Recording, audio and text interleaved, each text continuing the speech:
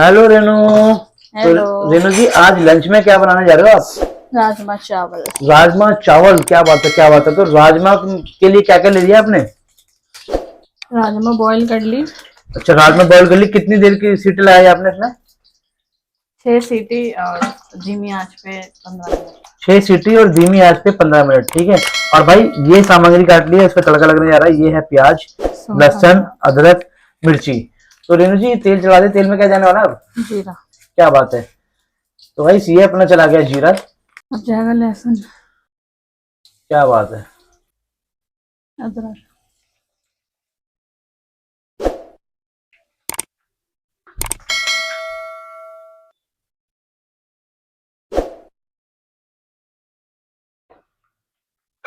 प्याज होने के बाद टमाटर डालेंगे।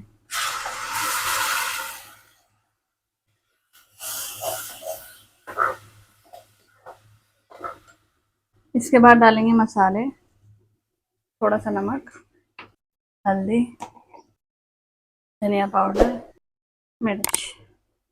कितनी देर तक? जब तक वो पकना जाए मसाला।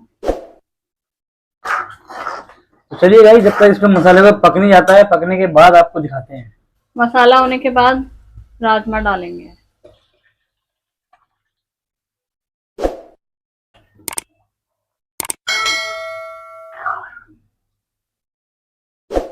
अब इसे थोड़ा सा उबलने देंगे और तो चलिए गाइस, थोड़ा सा इसको पकने देते हैं। पकने के बाद आपको फाइनल पे दिखाते हैं आपको।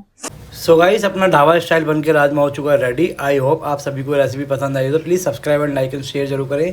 और आप भी अपने घर में बनाएं, अपने बच्चों को खिलाएं, अपनी फैमिली वालों को खिलाएं और खुश रहें। मिलते हैं नेक्स्ट रेसिपी नेक्स्ट ब्लॉग के साथ में।